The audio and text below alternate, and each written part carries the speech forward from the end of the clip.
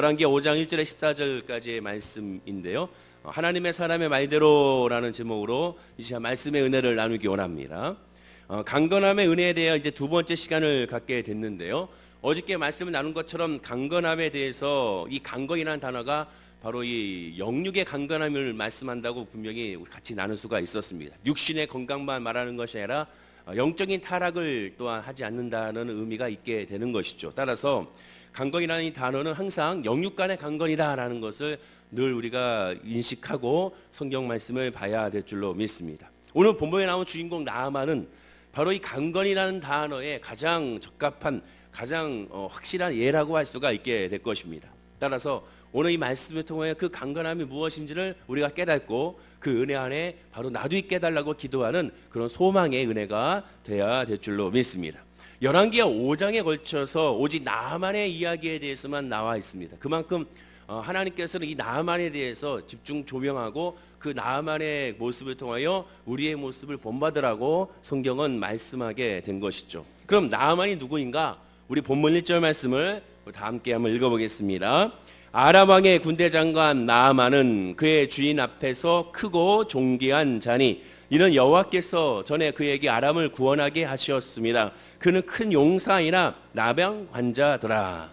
지난 시간에 우리가 삭개오에 대해서 말씀을 나눴던 것처럼 삭개오에도 처음에 삭개오를 설명했던 것처럼 이 구약에도 나아만을 삭개오와 똑같이 설명하는 것을 보게 됩니다. 그 뜻은 무엇이냐?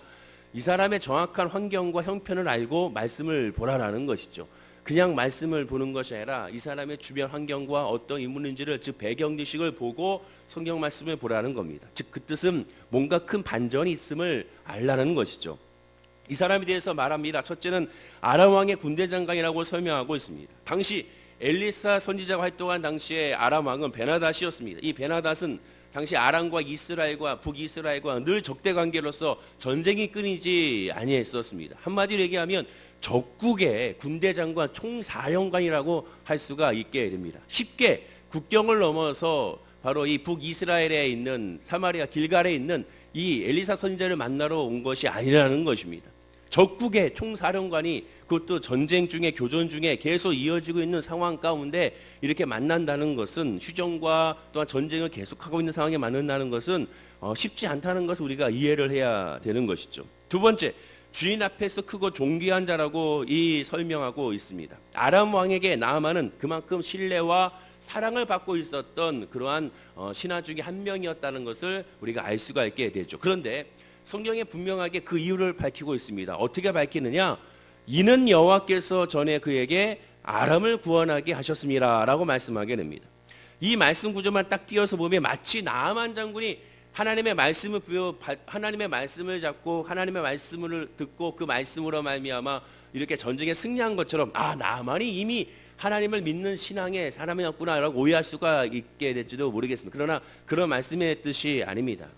바로 하나님께서 나아만을 통하여 즉 이 아람이라는 나라를 통하여 북이스라엘을 징계하셨을 때 도구로 사용했다는 그런 뜻이 이 안에 담겨져 있는 것이고, 또 하나의 뜻은 하나님은 이방 민족이라 하더라도 하나님의 절대적인 주권 안에 있음을 말씀해주고 있는 뜻이 바로 이 안에 있음을 우리가 알게 됩니다.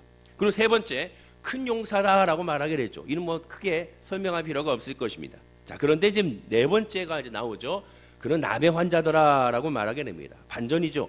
이렇게 큰 용사고 사랑을 받고 존귀한 위치에 있었던 이 사람이 나병 환자라고 말하게 됩니다. 삭개오도 마찬가지죠. 부자고 그 다음에 세리장이었던 그 사람이 마지막에 뭐라고 합니까? 키가 작다라고 표현하는 것을 보게 되죠.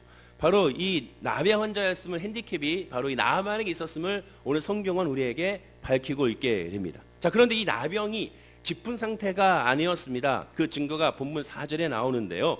나아만이 들어가서 그의 주인께 아뢰어 이르되 이스라엘 땅에서 온 소녀의 말이 이러이러하더이다 하니라고 말하게 됩니다. 나병이라는 것은 두 가지의 특징이 있습니다. 하나는 전염이 일으킬 수 있고 그다음에 또 하나는 전염이 일으키지 않는 또한 질병이 있을 수가 있습니다. 전염이 일으킨다는 것은 그 고름으로 말미암아 전염이 일어나게 되죠. 그 고름이 바로 다른 사람의 상처 부위에 들어가게 되면 나병이 전염이 일어나게 됩니다. 따라서 이 심한 이 중증부터 시작했을 때는 아예 격리를 시키게 되고, 따라서 율법에 의하면 나병 환자들은 그들의 공동체에서 쫓겨나게 하는 것을 보게 되죠. 그런데 오늘 성경에 보면 왕 앞에 아련할 수 있을 정도의 나아만의 상태는 그렇게 심한 중증 상태는 아니었음을 우리가 알게 됩니다. 더군다나 14절에 보면 그의 살이 어린 나이의 살같이 회복되어 깨끗하게 되었더라라고 말씀하게 되고, 27절에 보면 게하시가 그 앞에서 물러나오매 나병이 발하여 눈같이 되었더라라고 말하게 됩니다. 즉 나아만의 나병이 게하시에게 옮겼음을 말하게 되는데, 여기서 말하는 나병은 그러니까 이 두 가지의 종류 중에 녹아내리는 질병의 나병과 피부병 같이 그냥 피부 겉에가 이제 증상이 나타나는 나병 증세에서 바로 이 두 번째의 초기 증상이었다는 것을 우리가 알게 됩니다. 즉 이 나병 환자였던 이 나아만은 중증 상태에서 바로 이 엘리사 선지자를 만나러 간 것이 아니라 초기 진단한 상태에서 엘리사 선지자를 만나러 갔다는 것을 우리가 또한 주목해야 봐야 되는 것입니다. 바로 따라서 이 나아만의 이 여러 가지의 그 상황을 봤을 때 나아만을 통하여 우리가 어떤 은혜가 있는지를 한번 살펴봐야겠습니다. 결론부터 말씀드리면 이러한 문제나 질병 앞에서 결국에는 하나님의 은혜와 강건함을 입었던 이유가 무엇이냐? 나아만은 처음부터 끝까지 자기를 부인했을 때 이 모든 은혜 역사가 일어난 것을 확인할 수가 있게 되는 것입니다. 즉 강건이라는 것은 영혼과 육신의 강건함을 이루기 위해서는 늘 자기를 부인하는 그런 믿음의 모습이 있어야 한다는 것입니다. 그럼 자기를 부인하는 것이 어디서 있어야 되느냐? 전인적으로 모든 상황 가운데 늘 자기를 부인하는 신앙이 있어야 하는 것입니다. 예수님께서 말씀하시기를 마태복음 16장 24절에 이에 예수께서 제자들에게 이르시되 누구든지 나를 따라오려거든 자기를 부인하고 자기 십자가를 지고 나를 따를 것이니라. 이것이 복음의 메시지의 핵심이죠. 예수의 은혜 안에 있는 사람, 믿음 안에 있는 사람은 자기를 부인해야 예수를 영접할 수 있고 성령을 인정하고 환영하고 모셔드릴 수가 있습니다. 나는 할 수 없습니다. 나는 가능하지 않습니다. 주님이 아니면 할 수 없습니다. 은혜가 아니면 할 수 없습니다라는 그런 간절함이, 그런 부르짖음이 됐을 때 하나님의 역사가 나타나게 되죠. 두 손 들었을 때 주의 은혜가 임하게 되는 것입니다. 두 손 들지 아니하고 의지하는 것이 있다면 결코 하나님의 역사가 나타나지 않죠. 기도의 응답도 마찬가지입니다. 예수밖에 없습니다. 여호수아 왕처럼 하나님밖에 없습니다. 라합처럼 상처나지에 하나님만이 진짜 신이기에 다른 것을 의지할 수가 없습니다. 오직 예수만 바라봅니다 라는 믿음의 고백이 우리 입술뿐만 아니라 우리의 영 가운데 삶 가운데 흘러나왔을 때 기도의 응답의 역사가 시작이 되는 것입니다. 따라서 왜 사람들이 기도원에 올라가서 문제를 해결받기 위해 기도원에 올라갑니까? 다른 것 다 제쳐주고 주님만 바라보겠다는 겁니다. 다른 것 제쳐주고 하나님만 의지하겠다는 겁니다. 사람을 의지하고 환경을 의지하고 의사를 의지하는 것이 아니라 나는 이제는 예수만 의지하겠다는 그런 믿음의 결단이 그러한 기도로서 행동으로 나타나게 되는 것입니다. 자, 그러면 나아만은 자기 부인을 어떻게 했을까요? 크게 세 가지로 자기 부인을 하게 됩니다. 첫째, 목숨을 내려놓는 자기 부인을 이 나아만 장군 했음을 오늘 성경을 통하여 우리가 확인할 수가 있게 됩니다. 나아만은 목숨 걸고 하나님 앞에 나온 겁니다. 나아만은 목숨 걸고 엘리사 앞에 나온 것을 우리가 알아야 됩니다. 쉽게 온 것이 아닙니다. 지난 삭개와 마찬가지로 쉽게 나무 위에 올라간 것이 아닙니다. 정황상 상황을 봤을 때 나아만은 정말 목숨을 걸고 하나님 앞에 나온 것이라는 것을 우리는 성경을 통하여 확인할 수가 있습니다. 성경의 구절 하나하나가 그냥 쓰여진 것이 아닙니다. 다 이유가 있는 것이고 정확한 뜻을 해석하기 위하여 하나님께서 이렇게 기록을 한 것을 우리가 알게 되는 것이죠. 나아만의 신분이 누굽니까? 아람왕의 군대 장관 아닙니까? 아까 말씀드린 것처럼 총사령관입니다. 엘리사는 어느 나라 사람입니까? 북이스라엘의 선지자죠. 5대 왕 여호람부터 8대 왕 요아스의 왕까지 하나님의 선지자로 활동했던 하나님의 사람이었습니다.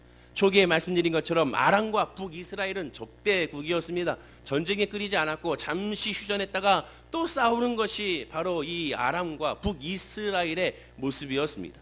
그런데 아람 왕의 군대 장관이 적국인 이 북이스라엘의 선지자를 만나려고 사마리아로 지금 가겠다라는 것입니다. 여러분, 이것이 쉬운 것이겠습니까? 여러분, 우리가 이북에 지금 우리의 군대 장관, 국방 장관을 보낸다고 했을 때 그냥 보낼 수가 있겠습니까? 그것들 어떻게 가능할 수가 있겠습니까? 쉽지가 않은 것이죠. 아무리 오늘날 같이 통신이 발달되지 않는다 하더라도 당시에 척후병이라는 것이 있고 나라마다 동태를 살피는 스파이가 있기 때문에 그 군대 장관이 움직인다는 것은 다 들렸을 것이고 알았을 것입니다. 그래서 이것을 알기에 아람 왕은 자신이 아끼는 나아만이 혹시나 죽을까 염려하여 북이스라엘 왕에게 서신을 보내게 되는 것입니다. 서신뿐만 아니라 수많은 선물도 가져가게 되는 것이죠. 학자들은 시기상 당시 북이스라엘의 왕은 5대왕 여호람이라고 보고 있습니다. 본문 우리 5절과 6절 말씀을 우리 한번 읽어보겠습니다. 아람 왕이 이르되 갈지어다 이제 내가 이스라엘 왕에게 글을 보내리라 하더라.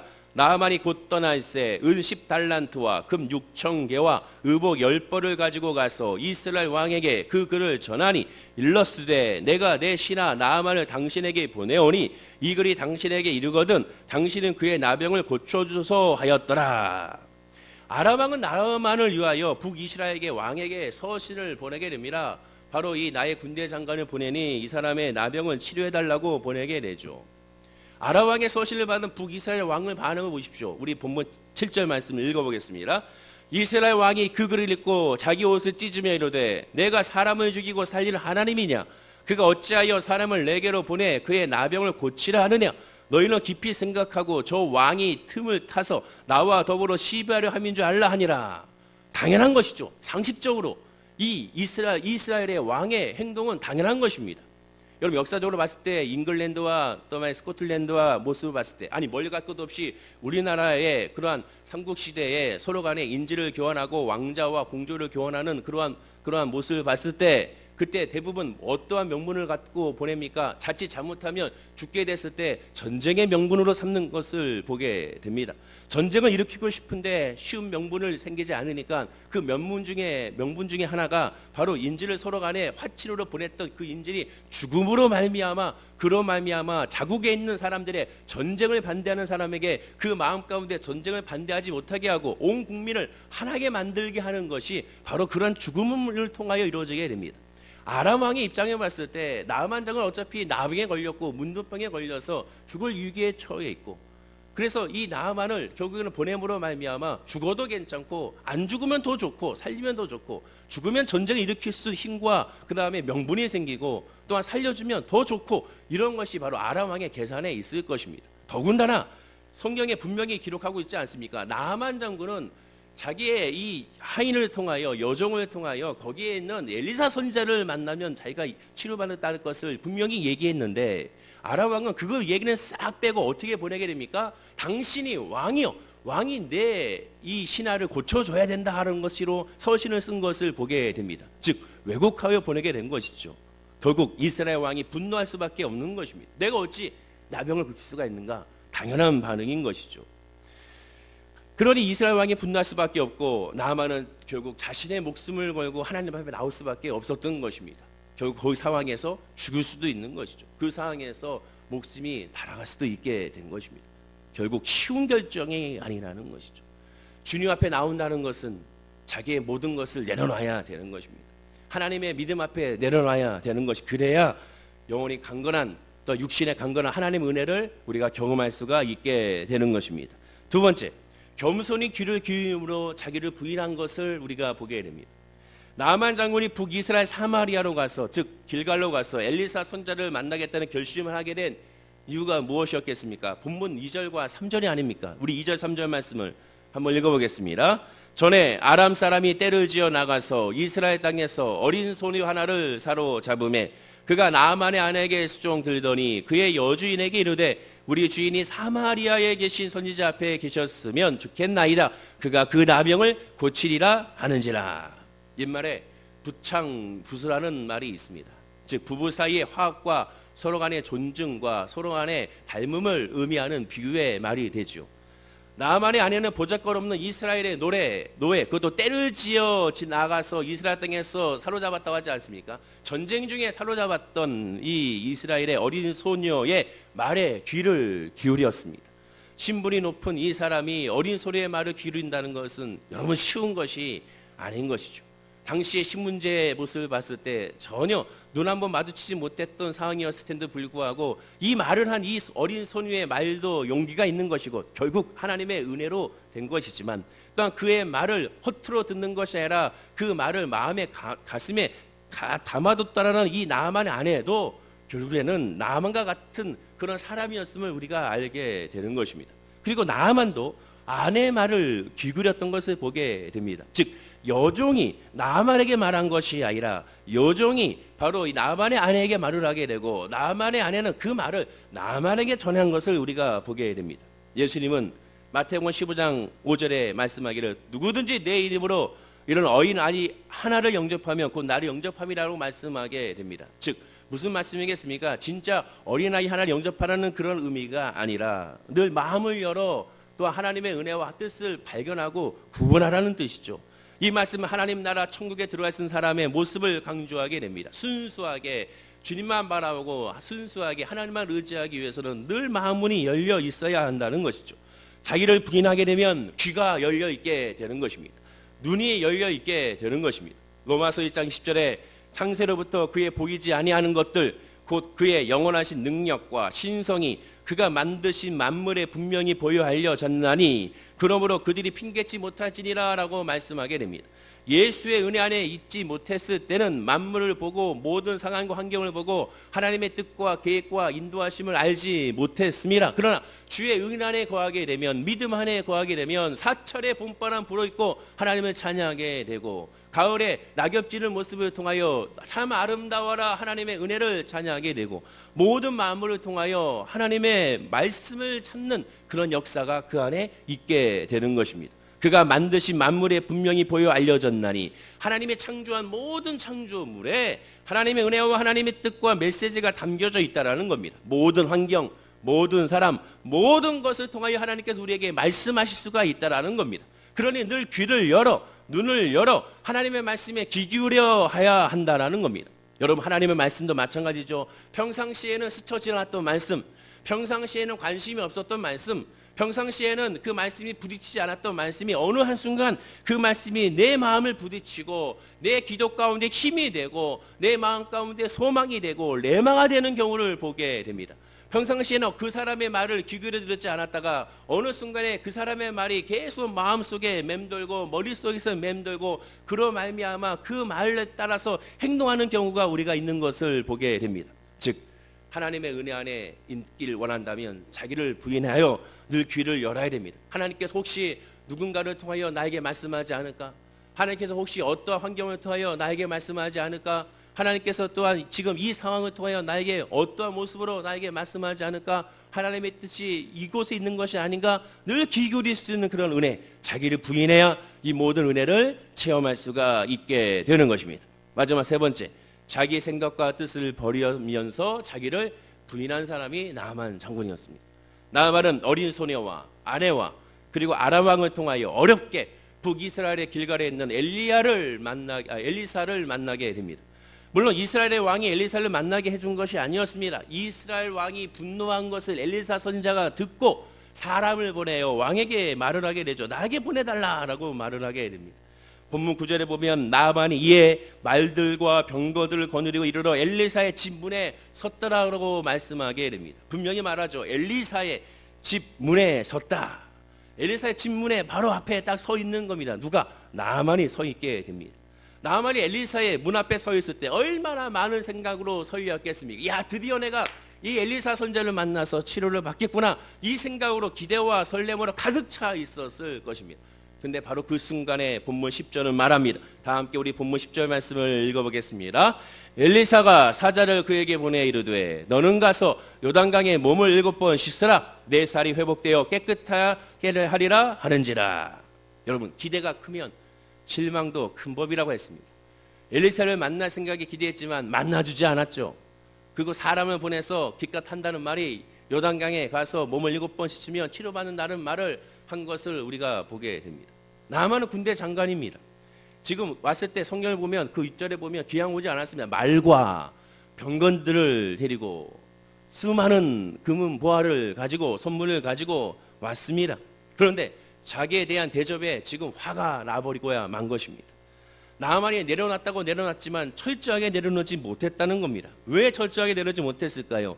대부분 많은 성도님들도 저도 그렇고 치유받을 생각과 기대감에 마지막에 이젠 다 왔을 때, 즉 가나안 땅에 들어가기 전에 이제 그 길목에서 다시 한번 불순종했던 이스라엘 백성들처럼 바로 그 앞에서 조금만 인내하면 되는데, 조금만 견디면 되는데 그 조급증이, 그 응답의 조급증이 자기를 부인하지 못하게 만드는 겁니다. 조금만 인내하고 조금만 기도하면 되는데, 조금만 참으면 되는데 그 조급증을 이기지 못하고 결국 하나님 앞에 그 부인하지 못하는 모습을 볼 때가 너무 많습니다. 또한 하나님 앞에는 학력, 능력, 물질, 실력, 명예, 지위가 필요가 없습니다. 주님 앞에 나오는데, 교회 나오는데 무슨 세상적인 권력과 세상적인 능력이 무슨 필요가 있겠습니까? 대기업의 간부든 또한 어떠한 그 공무원의 높은 신분에 있는 사람이든 부자든 능력자든 무슨 의미가 있겠습니까? 예수 앞에 나오는 하나님의 사람은 오직 십자가를 통하여 죄를 가지고 주님 앞에 나오는 것이지 다른 것으로 나오는 것이 아니지 않습니까? 본문 11절에 보면 나만이 노하여 물러가며 이르되 내 생각에는 그가 내게로 나와서서 그의 하나님 여호와 이름을 부르고 그의 손을 그 부위 위에 흔들어 나병을 고치하였도다라고 말하게 됩니다. 나만은 노하여 물러가며 이르되, 즉 뭐라고 얘기합니까? 물러가 버리고야 말았습니다. 그 조급증이 그 은혜의 자리를 떠나고야만 것입니다. 그 급한 마음이 그 자리를 떠나게 되는 것입니다. 여러분, 기도는 응답은 끝까지 그 자리를 지켰을 때 이루어지게 되는 것입니다. 하나님께서 그 아브라함에게 축복하실 때 어떻게 축복하셨습니까? 너 있는 자리에서 동서남북을 바라보라 하셨습니다. 우리가 있는 그 자리를 떠나지 말고 지금 있는 자리에서, 여러분이 있는 그 직장과 사업장과 그 가정과 그 환경에서 하나님은 역사해 주시는 것이지 그것을 회피하여 역사하는 것이 아니라는 것을 우리가 기억하고 깨달아 알아야 되는 것입니다. 본문 12절에도 말씀하죠. 다메섹강 아바나와 바르바는 이스라엘 모든 강물보다 낫지 아니하냐? 내가 거기서 몸을 씻으면 깨끗하게 되지 아니하랴 하고 몸을 돌려 분노하며 떠나니, 두 번 강조합니다. 그가 노하여 물러가고 분노하며 떠나고 있다라고 말하게 됩니다. 이렇게 떠나는 모습이 있어서는 안 되는 것이죠.